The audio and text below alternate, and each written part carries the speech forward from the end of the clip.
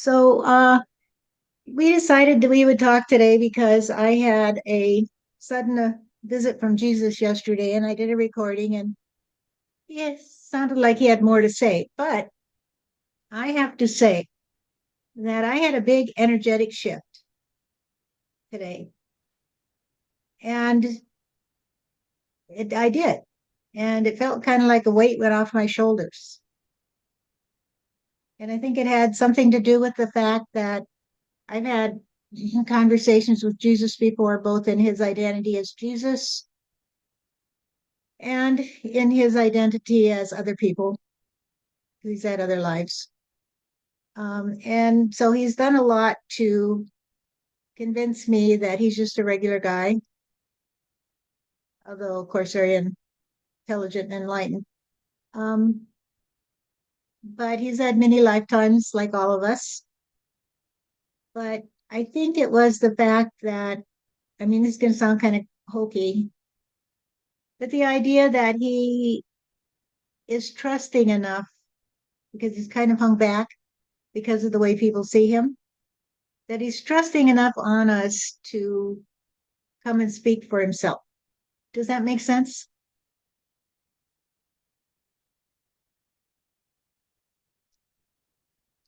So, Vic, do you have any questions to start us off, or should we just see what's going on in heaven's side?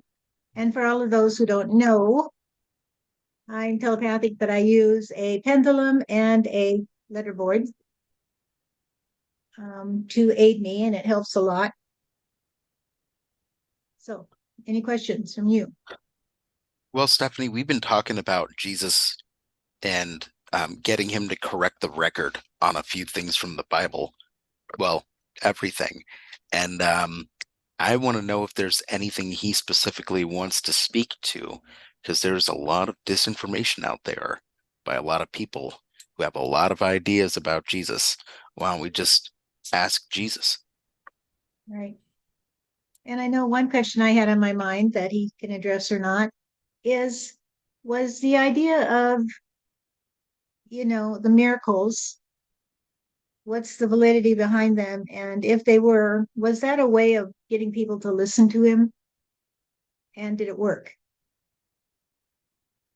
Mm. In other words, or did it create more problems because people began to, well, he got crucified, so obviously it created problems. So, all right, Jesus, do you want to talk? Jesus says, well, the first thing you should know is that I'm pretty happy to be here with you too, because to tell you the truth, it is pretty sad for me to listen to the way people talk about me. It really is.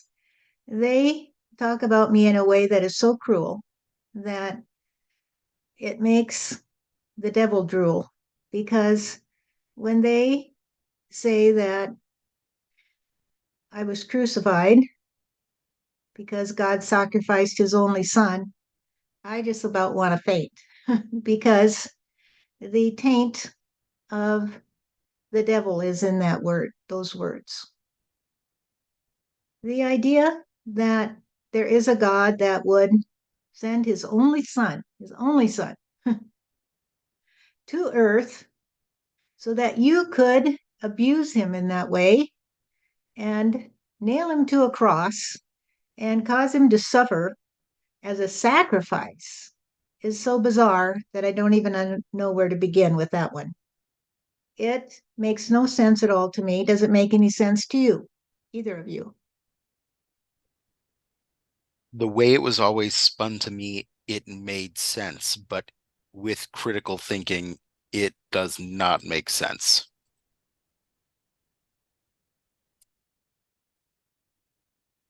I just don't even know where you would get such an idea unless it was simply from the old habit of making sacrifices of living things, including people, Precisely. to propitiate the gods for one thing or another.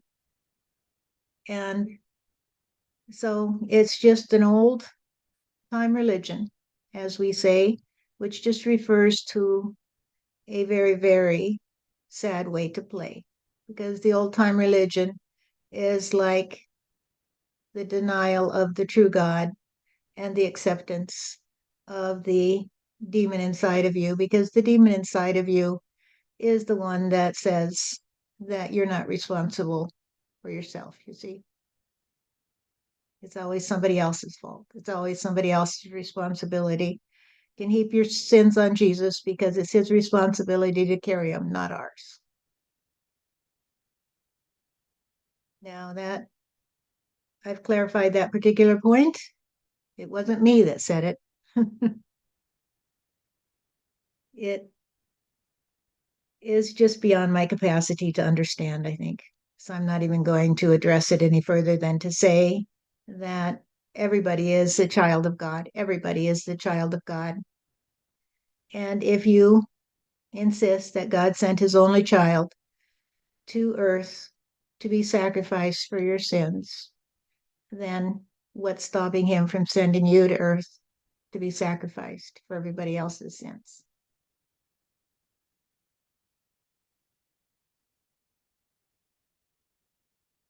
Mm. Does that generate any questions for you, Vic? Specific?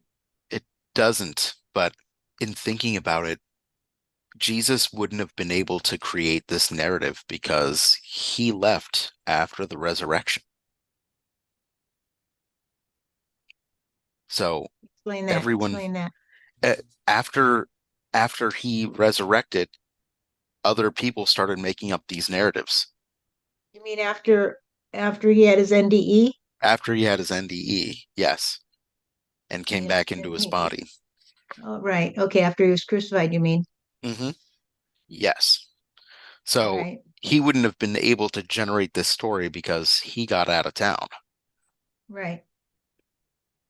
So I don't know if the people listening to this know this, but we've been through it before that Jesus was laid out and in a he was hidden away. His body was hidden because the ones who loved him, his family and friends, did not want the rabble to find his body before they could give it a proper burial.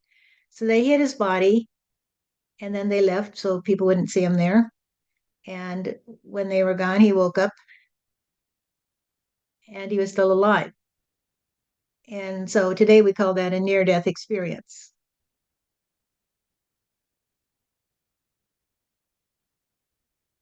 And he then got out of town. He did. He's, visited a few people to let him know he was okay.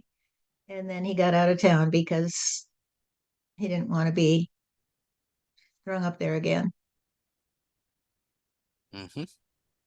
Are we telling the story correctly, Jesus? I was not afraid of them, Steph. I was not afraid of the Pharisees and I was not afraid of the Romans because I knew that the real problem was the people themselves. They wanted to sacrifice me for their own purposes, you see, because they wanted to use me as the sacrificial lamb, you might say, to allow them to say, hey, look what they did today. Hey, look what they did today.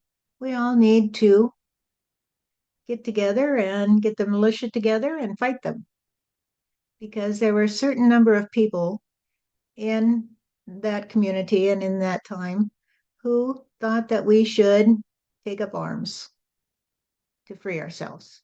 And they didn't like the idea that I was such a pacifist.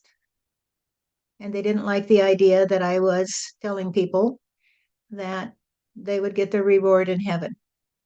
They trusted on getting their reward on earth, you see. And so it was those people that caused me to trust on leaving the area and going off and finding a life somewhere else. Were those people the zealots?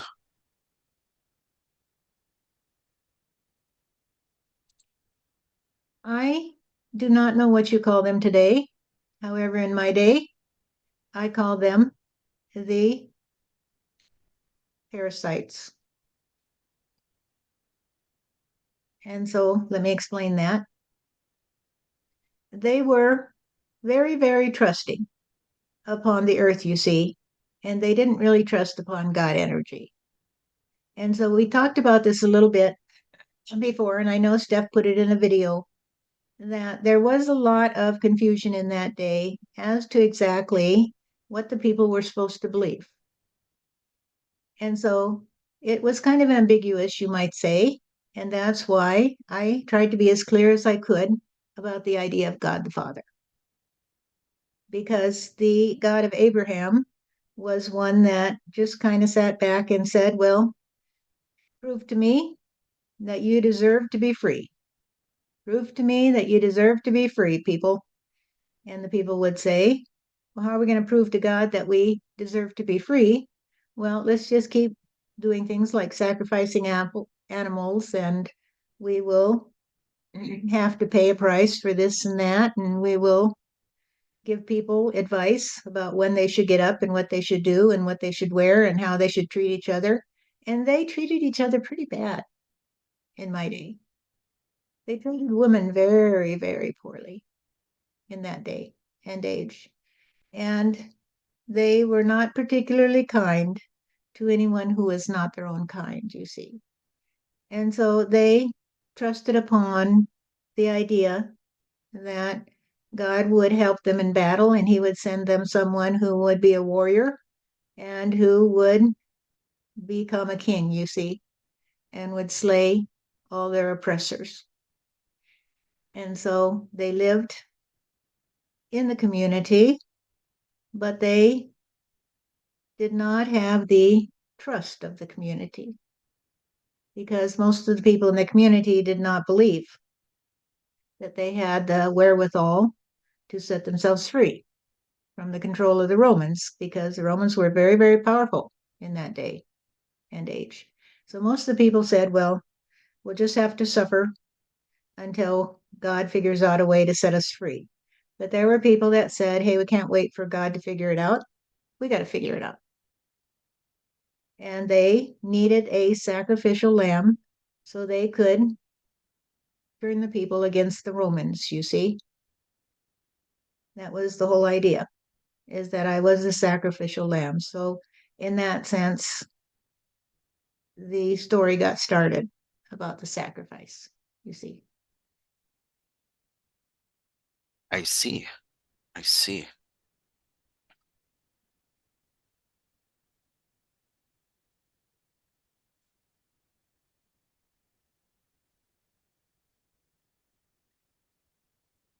So, Jesus, what can we tell your followers today to get them back on the right path, to follow the way? Well, well, who are my followers today? Huh. Oh, there's a lot of people that think they're your followers. Right, but are they? Are they Probably following not. me or are they following their own trajectory because they're just using me to be an excuse for them to recuse themselves from responsibility for their own lives, you see? Probably the latter. So, Jesus, what would you say to the people, maybe who are not your followers, but the people who could be your followers, if they could hear what you had to say? There is something very, very important going on here today because I'm here to play. I'm here to play a part, you see. And the part I'm here to play is the part of you that will be a new trust on a new reality because you, Vic, and you, Steph, are two of the people that I trust the most on earth today. I trust you, and I'll tell you why. I trust you because you're not here to tell a lie. You're not here to get people to follow you. You're not looking for followers. You're looking for the truth. Is that not true? That's It's true. true for me. It's true for you, Vic. 100%.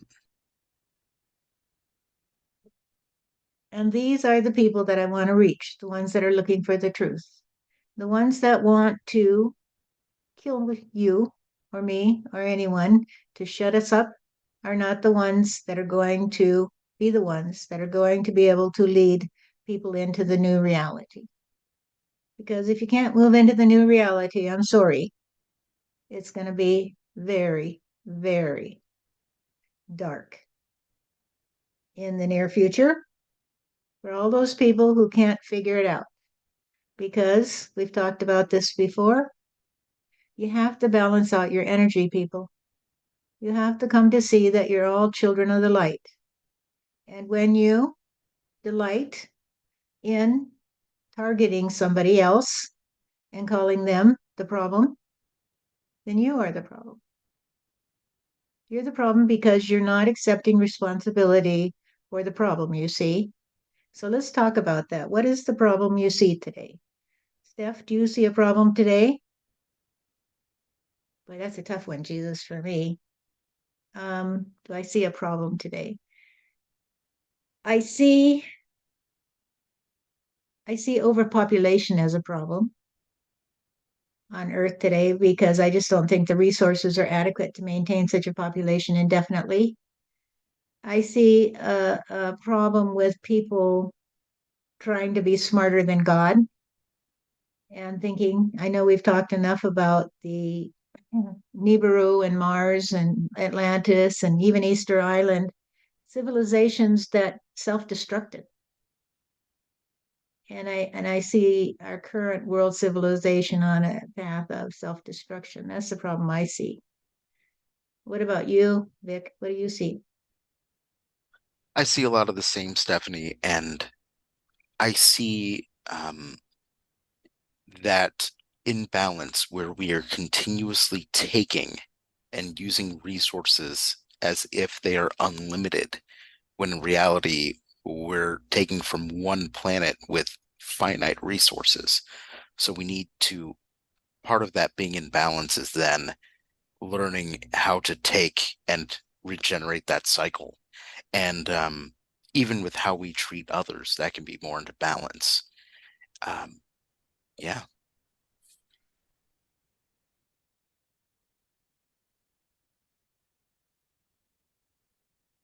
Right now, there is a beautiful energy that is beginning to spread around the world. And that energy is coming from people like you who say, hey, it's my responsibility today. It's my responsibility to say what I have to say and to do what I have to do. It's not my responsibility to tell you what you need to say or what you need to do. But I invite you. I invite you to talk to me. I invite you to tell me what you see, and then let's talk about it. I'll share with you, and you share with me. And that is the energy of God, you see, because I heard you say something today, Steph, that made so much sense to me. When people refuse to share in a genuine way, it's like one brain cell that coats itself over with some kind of a calcium, you said, but some kind of mineral that would, or substance that would create a wall around it, and it can't communicate with any other brain cells. So what happens? The synergy is lost and the brain can't function well. And it gets very, very sick. And the more cells that refuse to play in a coordinated way, the sicker it gets. And so you have neurons that shrivel up and die because they've nowhere to go. There's no one who will connect with them. And so when you say, hey, I'm going to tell you all about me in a letter and I'll post it on my wall and you can read it, it's like saying, go away, go away. I don't want to play. I don't want to play. And if you don't want to play, people, then God can't play with you. God cannot play with you because God plays through you, you see? And so if you want to play this game of reality, then please take a moment and tell me who you are. Who are you? Do you know who you are? I'll start with you, Steph. Do you know who you are? I would say I am me. I'm just me. I can say I'm a child of God. I can say I'm this. I can say I'm that. But it just varies in the moment according to the situation. Whatever. All I can say is I'm here. I think we've gone over that so many times. I am here. Whatever I am, I'm here. And that's the best I can do, Jesus. How about you, Vic? Well, I'm an immortal soul in a human body, having a human experience as I've had before, and just enjoying the ride, and hopefully I can bring some balance back to the world. Very good. So we each have a concept of who we are. Steph's is pretty fluid because it's hard to pin her down because she says, well, that's the gown I wear today, but I don't know what crown I'm going to wear tomorrow. And so it's hard to say from day to day who she's going to be. And you, Vic, have a very expansive view of reality, and that you use the words immortal, and I would use the word eternal, that you are an eternal soul that gets to play the game over and over and over again. You get to sit up the table and play with everybody else over and over and over again. But if you play your cards and nobody else plays their cards, they just keep them in their hands or in their pocket. It isn't much of a game, is it?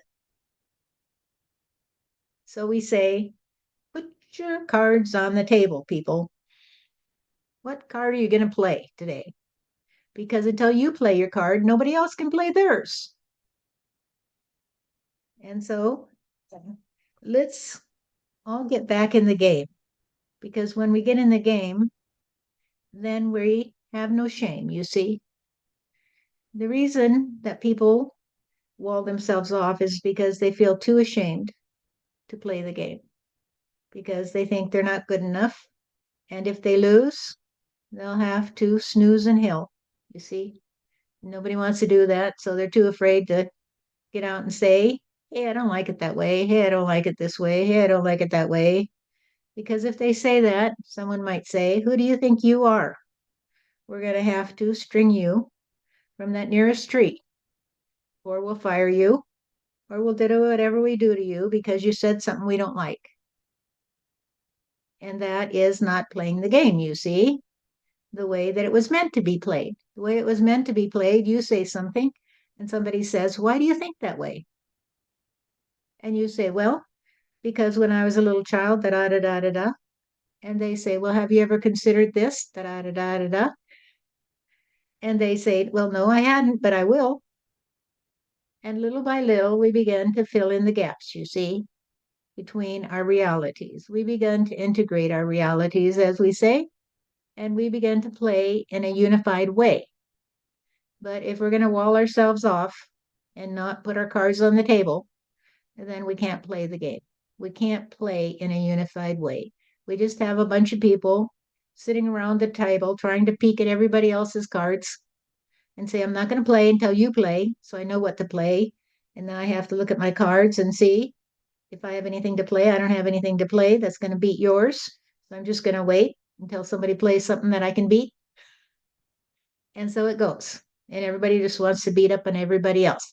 I'm not saying everybody, but all the people that don't want to play only want to play if they can take the table and go home with all the gold, you see?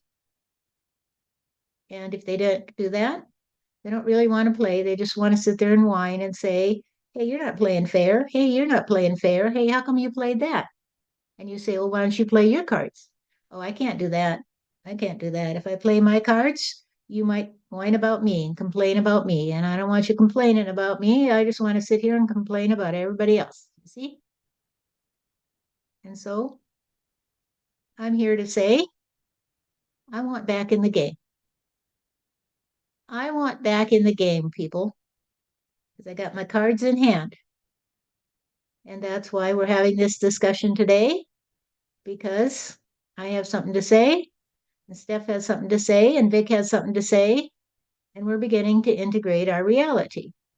Because you see, it wouldn't be much fun if I was sitting here refusing to play my cards and refusing to get a different point of view, refusing to draw another card. It just wouldn't be much fun for me to just sit here and listen to people mock me and use me as their excuse to do all kinds of atrocities. It just wouldn't be any fun to me. I want back in the game. So, what do I mean by being back in the game? Well, we're playing right now, you see.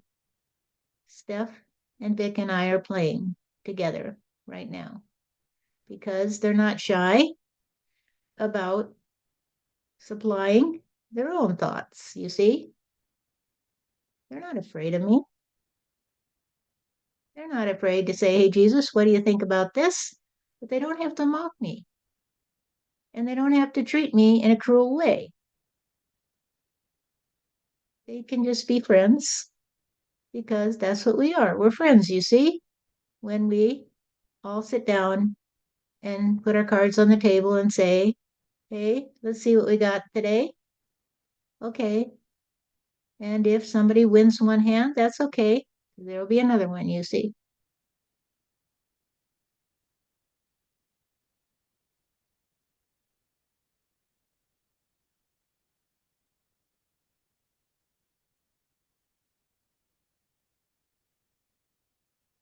Excellent. So, Jesus, do you want to go into your history, like the miracles and stuff, and talk about those? Or, in my question, because I always thought this is my thinking from my point of view. I always thought all those miracles, which I don't doubt because I've seen enough stuff, miracle stuff. I've seen enough that I don't doubt if it happened, but I don't know if it did. Excuse me. But I have seen miracles, and so it doesn't surprise me. But what it does is it's like a come on, you know, like oh, Jesus can do miracles, so he must be special. Let's all go listen to him, and the message can get lost because it gets swamped by the phenomena, if that makes sense. The sense of I think one yogi called it candies for children. If you give them candy, they will listen. that's a good way to say it. I remember once I read something that had such an impression on me because I had a lot of phenomena in my life, things that would happen that would be very out of the ordinary. And it was a little bit too much for me. And I'd always try to back off because I didn't want those things to happen because it threw me out of the same vibration as the people around me. They couldn't understand it. And so it just made me feel weird. Um, but I read something once and it said it's not about the phenomena, it's about trying to find peace in your heart and, grow. And I said, okay, I can do that because I'm not really too much into the phenomena. So I wasn't really looking to become what people call a channel, or telepathic. I wasn't after that. It just kind of happened as part of whatever my path is, whatever it is. I think is cool. Jesus says, well, bless you children, because you don't need the candy, do you? And so I'll just keep it in my pocket for now. And I won't tell you whether all those miracles that they claim I did were true or not. I'll just tell you that I had a great time fooling those people because they thought I was some kind of magician, you see, or someone special. And the truth was that I was just me. I was just being me. And I didn't see any problem, you see.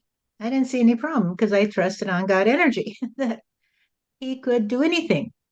And so miracles, you might say, happen every day, but they become so customary that you don't even notice them. It's a miracle every day that the sun gets up. It's a miracle that the rain falls and you have fresh water to drink. There are so many miracles that go on every day, and you just say, well, that's natural. And I say, well, it's natural that you could throw away your crutches and get up and walk. Why not? And so, because I was so confident, you see, in my ability to trust on my own reality, it carried a lot of weight with the populace. And they began to follow me and say, hey, how'd you do that today? And I would say, well, I just trusted on God, you see. And they would begin to listen to me. And they would say, well, if we trusted on God, could we heal ourselves from this and that and the other? And I said, well, that's possible. However, you might start with your brother and you might just heal your brother.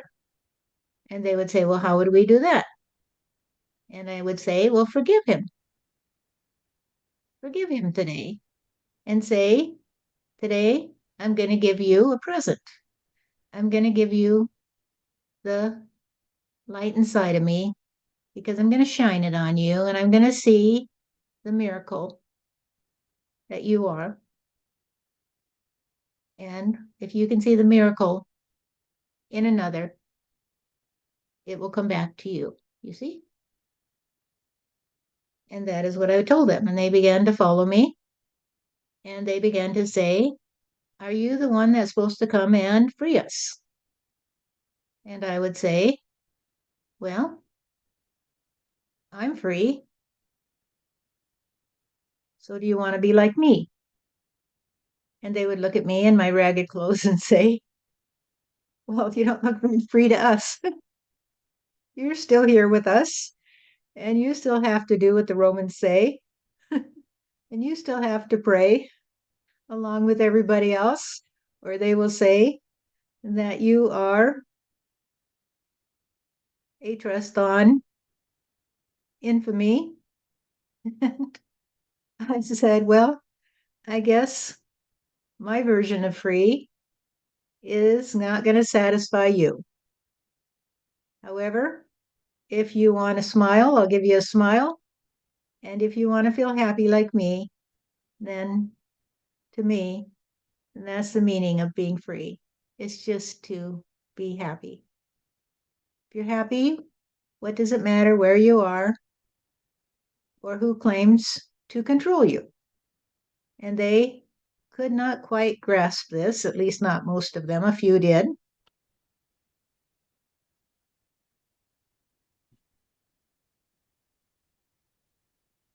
The trust on God, you see, is the trust on being free. It's just the trust on being free. You don't have to prove anything to anyone.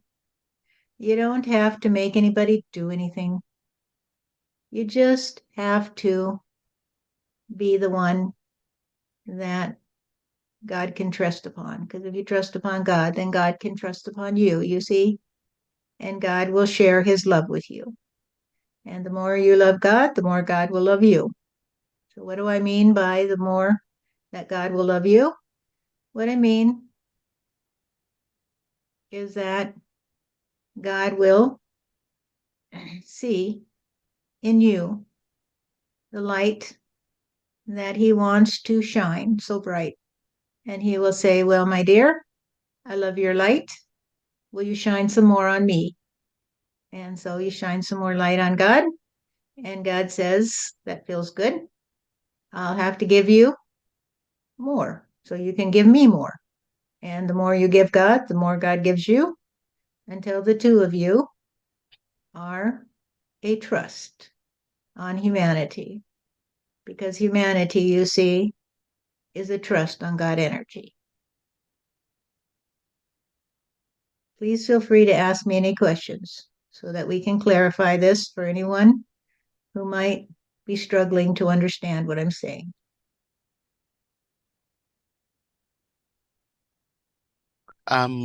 Jesus had a question. There's a book called A Course in Miracles. Did you have a hand with the channelers that claimed to channel you to create it? Yes, of course.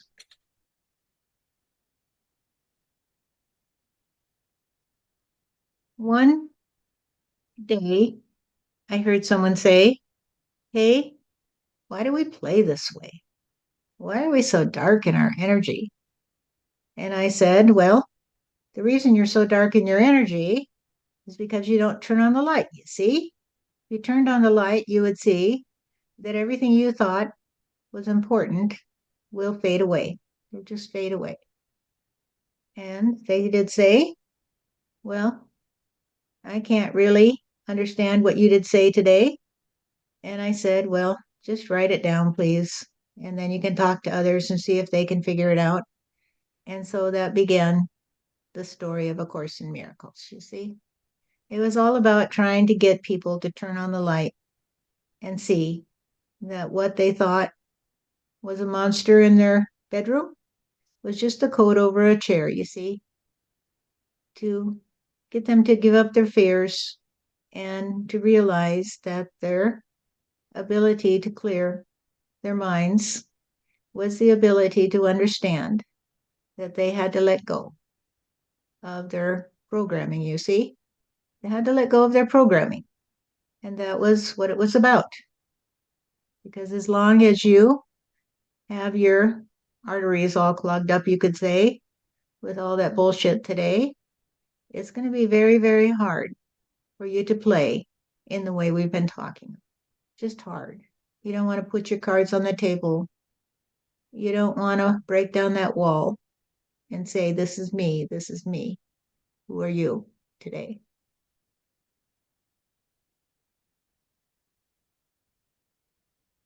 All right, thank you for clearing that up. You're welcome.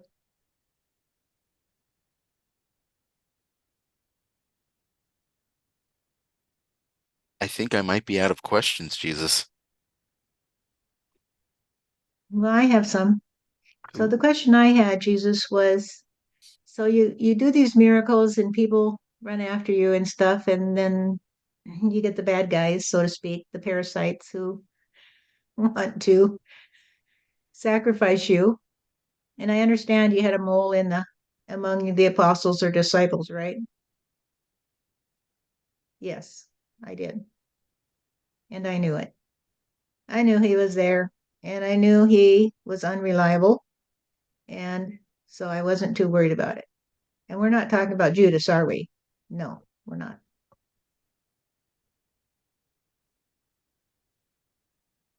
Who The was the mole? forgotten, the forgotten apostle, we call him, because he ran away and was not seen again for many a day.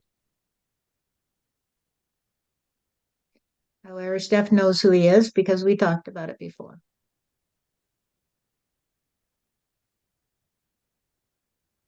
Okay, so you had a mole in the company, so to speak, and so you wake up after this near-death experience, and you decide to leave the country. So where do you go? I have a question for you, a big one, before we go there. A lot of people say you were married. No, I did not marry in that lifetime. I was dedicated to my own path, you see, and it was not a path that allowed me to engage in the typical husband and wife reality. And so I lived with my friends or on my own, depended where I was. And I had a very good time with everyone that could rhyme with me and say, "Hey, let's just talk today. Let's just talk about things." Okay, so that takes care of that question. So my next question, so all this stuff about Mary Magdalene and all of that is not true. Mary was not the woman they paint her out to be. She became actually pretty successful in her life, and she married, and she had a family, and she did pretty well for herself. So that's all I'm going to say about that today.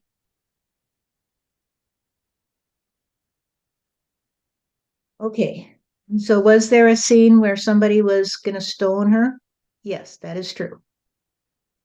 And there was a confrontation with the ones who were going to stone her because I told you that men in that day were very, very cruel to women. And I helped her, and she was grateful to me. And we hung out together for a while I explained to her what it was about with me. And then I helped her to see that she could change her circumstances, you see, very easily. And so she did. And she actually became a laundress in that day. And she would clean up the clothes for the people who had thought she was so dirty, you see. That was kind of an irony. But in that day, just like today, people needed to have someone to clean their clothes, you see. And so she'd get a little bit of money here and there. And pretty soon, with the help of her husband, they were able to move into a nicer community and they were happy. And that's the story of the Mary I knew.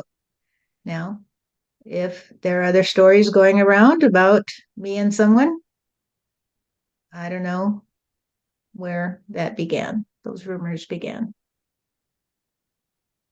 Okay, so I was under the impression that there's a lot of debate about manuscripts and that the um the issue with the woman with the stoning uh most likely didn't happen, but you're saying that did happen. Can you talk about how you got her out of that situation? Kind of correct the record there? Yes. I simply took her part. I said, leave her alone, go away, leave her alone today. And they did. They left her alone because they didn't dare oppose me, you see, because I had a lot of clout at that time. And people would say, well, Jesus knows the way. So if he says don't bother her, then don't bother her. And yes, there were people who were throwing stones at her. Mm. So that part of the story is true. But it is not true that we had some kind of a romantic interest. That is not true.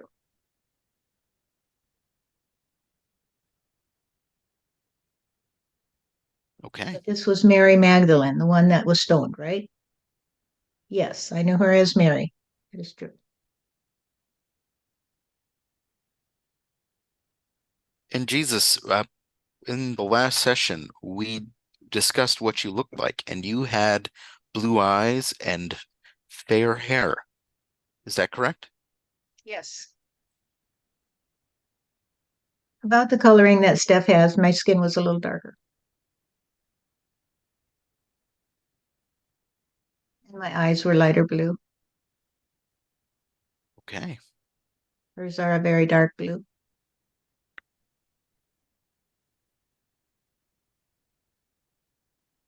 This was, as you know, because of the genetic makeup, the result of having a double dose, you might say, of the DNA from my father and my grandfather. And so today you speak of recessive genes, but they can combine in surprising ways. Okay.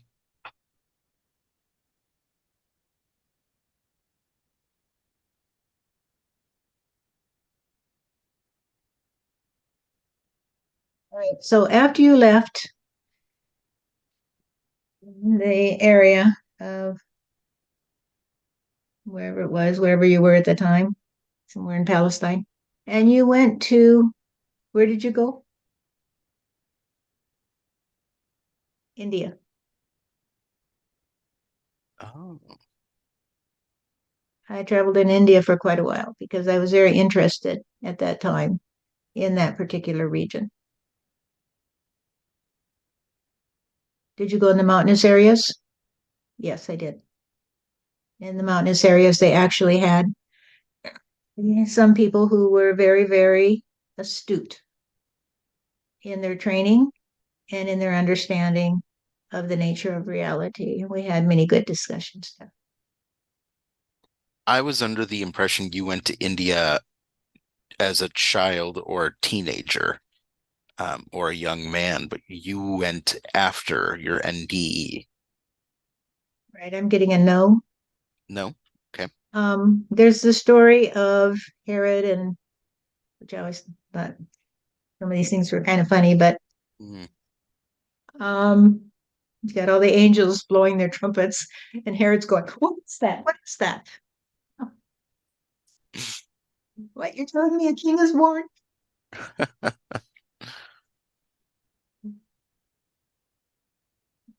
I'm sorry, but it always struck me as funny with all the angels and everybody and all the shepherds gathering around and all the hullabaloo. What's he supposed to think?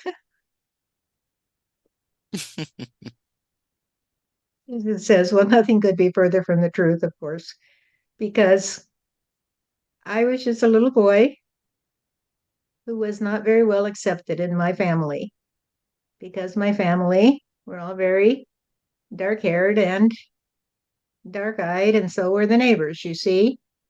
And so they made fun of me and they said, hey, we know you're a little bastard. And so we don't want to play with you because our mothers won't let us do that because you're unclean, you see. And the fact that I look so different from everybody else kind of underscored the whole problem, you see. Mm. So I had a very lonely and sad childhood. And it caused me to spend a lot of time alone thinking about things, why God had made me the way He'd made me. And I had to endure all this abuse from people.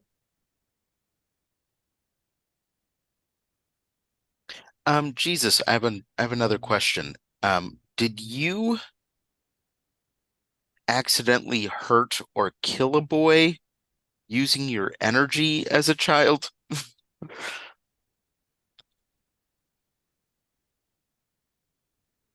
No, I have no recollection of that. Okay.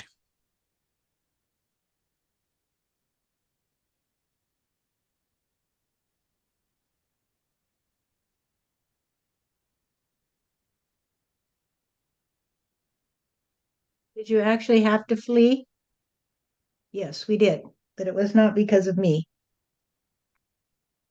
It was because of his sordid fear that there was going to be a revolt, you see, and that they were counting on someone to cause a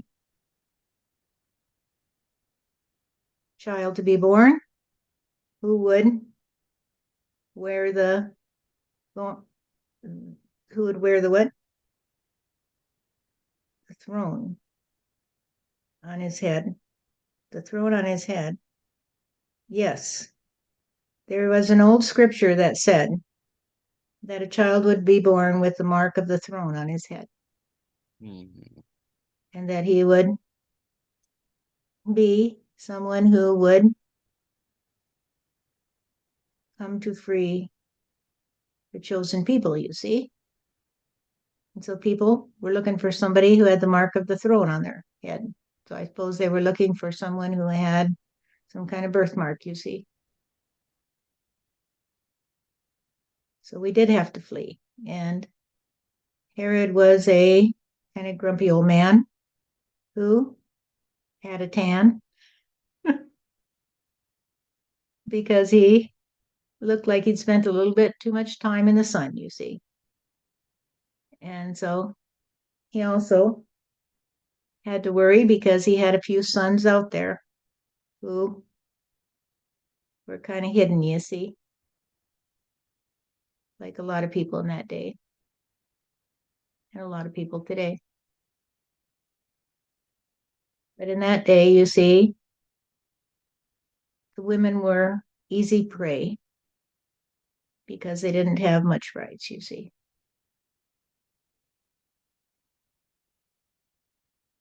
And so we did go away and we went into the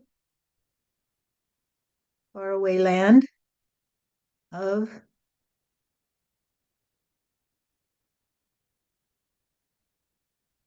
Egyptian sand because that's where we ended up. And we were not the only ones, of course. There were many who fled with their children.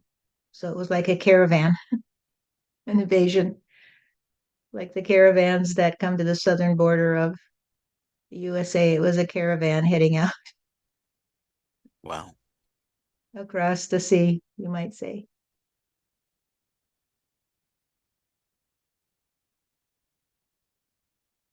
So, Jesus, were you anyone famous in either biblical history or our history prior to incarnating as Jesus? Anyone we'd Famous. recognize? Explain famous to me. Um, We're all famous. we're all We're all famous. famous, Amos.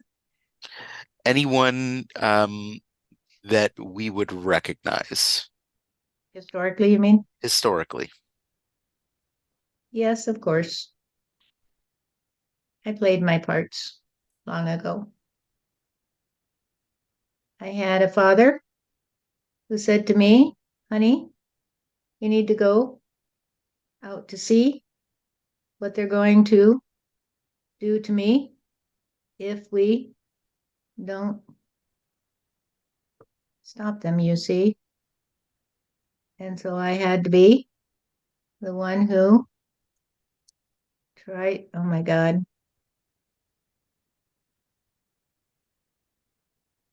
tried to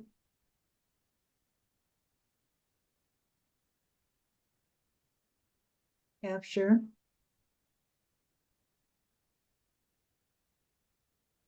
No, really? Really? Yeah. Are you sure? To capture Moses. So your dad was the Pharaoh. Yes. And Moses was the Pharaoh's grandson. Yes. No, his son, right? But he pretended he was his grandson. Right.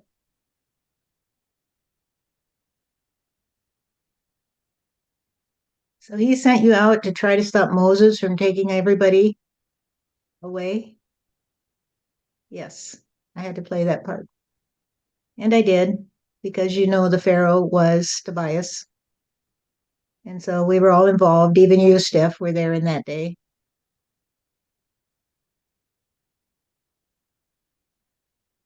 And other people we know today were involved. It was a big story. And so we Wow. all volunteered to come in and play a part. And we did. But you didn't stop Moses. Nope. That sucker was pretty smart when he figured out how to get all of them through the Red Sea, you see? So he really did part the Red Sea. Yep, he did. So you see, not all my lives have been high and mighty, you might say. Sometimes I had to play a different part. It's sort of like an actor, you see, who plays many parts on the stage. Hmm. And I had different parts to play. And so people who say, well, you're the only son of God, don't know that I was the son of a Pharaoh once upon a time.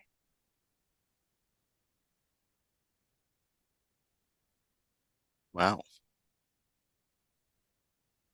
And I was trying to keep the Jews in captivity. And then later you become a Jew. Amusing, isn't it? Hmm. And so people need to know you got to balance your energy. But you know, and Steph knows that we are very old friends because we were all created on Nibiru and we have played together many a day. And the fact that people say that I had this big part to play is simply because the ones who use my name had big parts to play. I was just the placeholder, you see. I was just the sacrificial lamb that got caught in a jam because they didn't know what to do after they found out my body was gone and people said they'd seen me. And then everybody freaked out and said, "What's that about? What's that about?" And they didn't know what was true and they didn't know what to do. And eventually, as you know, the Romans got pretty clever because they could be pretty clever. That's why they were so powerful, you see. And they figured out that they could subdue the people if they knew how to trick them, you see, into thinking that I was their favorite son because they were the ones who strung me up, you know. But they had to come up with a ploy. Otherwise, the Christians were going to get too powerful for them. And it Hmm. just happened to fall into the lap of the people who did slap down the rules of the Roman Catholic Church that allowed them to decide who was going to heaven and who was going to hell. And they played their cards well. But the reason they played their cards so well is because nobody else played theirs, you see. Hmm. Others were too afraid to stand up and say, "Hey, we're not going to play that way. We're not going to play that way today." That is the way it is when people sit on their hands and say, "I'm not in the game today. I'm not in the game today." And that's what's happening today in the USA. Too many people saying, "I'm not in the game today. I'm not in the game today."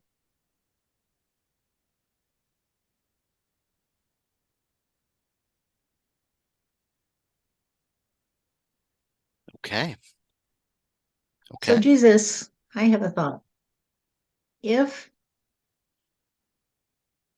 the people are expecting the kid to be born with a throne on his head, whatever that might mean to them, that would save them and lead them out of, kind of like Moses did, I guess, lead them out of captivity, destroy the Romans, whatever. And then your story kind of played into that story. Yes, that's true. That became part of the legend, you see, that caused them to think at first that I might be he. And then they said, no, he's not the one because that one is supposed to come with a flaming sword, etc., and armor that is impenetrable. And that wasn't me. They said it can't be him, can't be him. However, the story was out there, you see, and the people trusted on it. And so they were looking for that one. And they weren't finding it in me. And they thought, well, there's got to be someone play that part. And eventually it just all got so confused, you see. Mm. That makes sense. Do you have any other questions before we feel free if you have any? Um, Jesus, this might be personal, but um, were you with your soulmate on Earth, your twin soul, During that life? during that life? No. And this is something I don't go into because there's too much antipathy, you might say, to the idea. And there's too many people who would just go kind of haywire about it all. So I don't Okay, get into that. But of course, I have a twin soul, just like everybody. okay. So I have one. So when you went to India and stuff, did you also, were you also doing miracles as we would think of them, as the rabble thinks of them, as the people think of them? Were you doing them there? Yes, of course. But it wasn't a big deal there because they had people that could do incredible things, incredible things. It's true. They did. They had men who were more than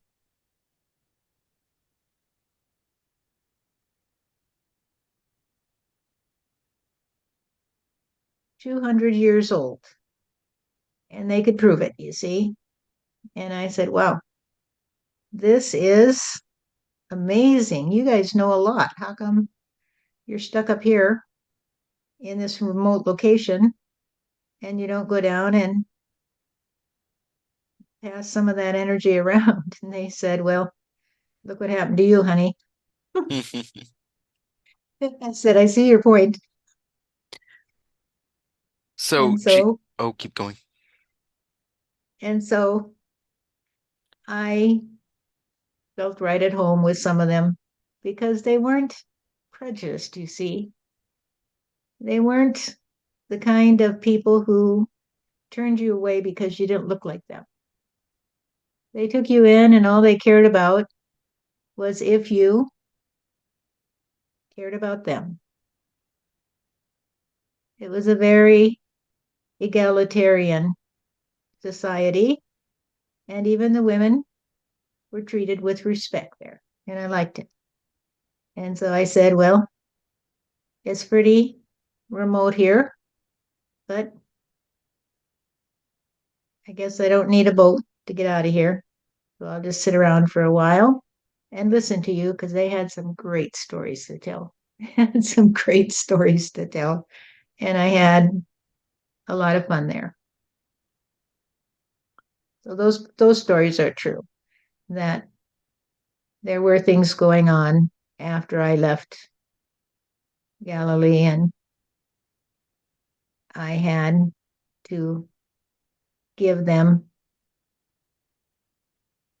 a little bit of history on what was going on outside of their own country. And they appreciated what I shared with them too. I have another question. So, there's some records that say that you got into a few arguments in India.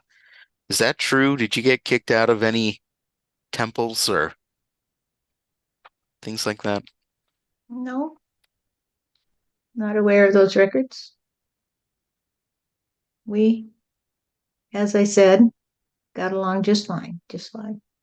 Of course, India is a big place, and even in that time, there were a lot of places that I would not want to stay. And so I didn't stay. I just found a community of people that were very, very, very engaging, and I enjoyed it very much.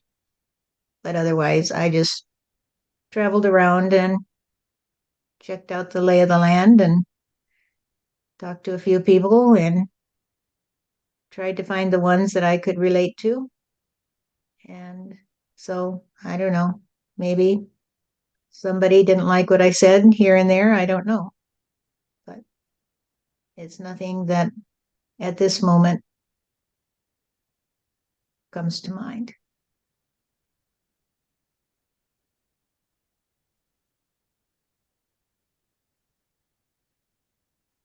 Okay. All right. Well, Jesus, do you have anything to add, anything to correct, anything to um, explain, or is everything good? Yes, I do have one thing to explain.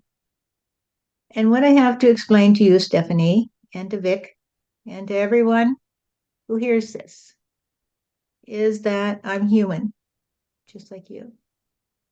I'm human just like you. I make mistakes, but when I make a mistake, I know the stakes. And the stakes are such that whoever can point out a mistake to me is my friend, you see, because that's what I enjoy about talking to you two, is that it's all about trying to figure out how it all works out. In other words, it's all about trying to get the big picture, you see?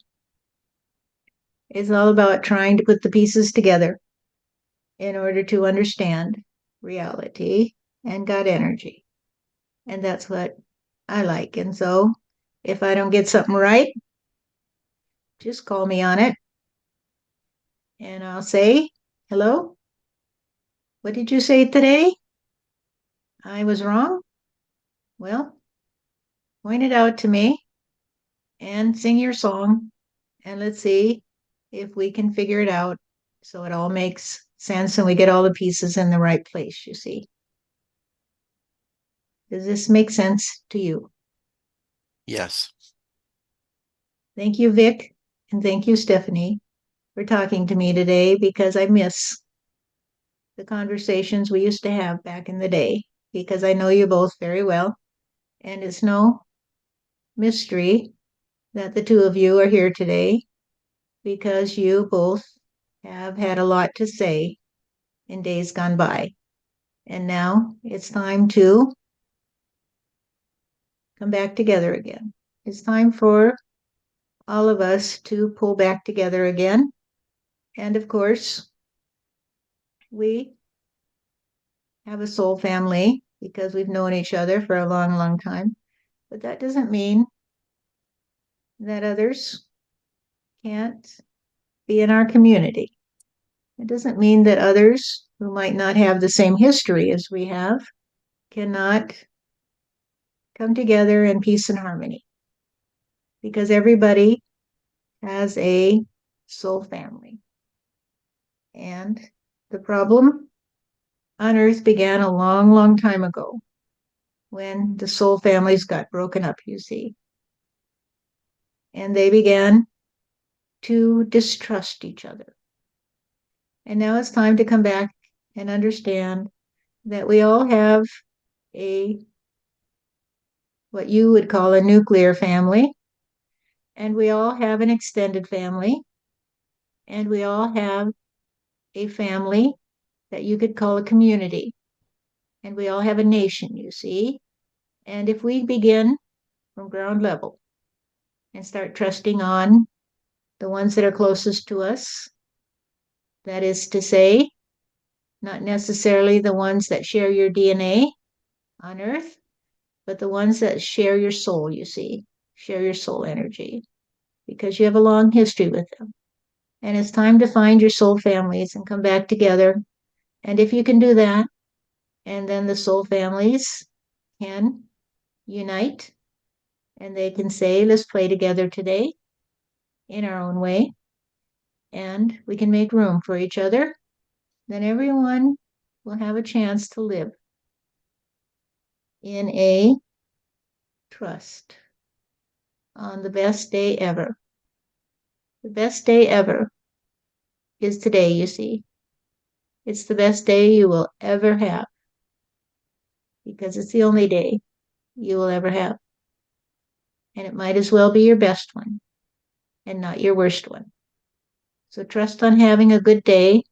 Trust on it being the best day ever because there is nothing that will contradict you if you say, today is a good day. Today is a good day. Nothing in creation can stand up to the one who says, as they look around, thank you for this day. Thank you for the way that I can stand here and say, thank you for this day. Thank you, God, for being here with me. And I trust that you can trust on me.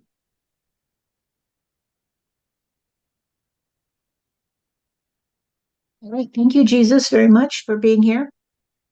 And thank you, Vic, for being here. And to all you out there who have tuned in, um, if you feel inclined, give us a post a message or find us on Facebook and talk to us. And maybe you have questions that you would like to ask either at one of us or Jesus or even others, because we all need to start integrating our reality because, it's late in the day. It's late in the day. Okay. Thank you.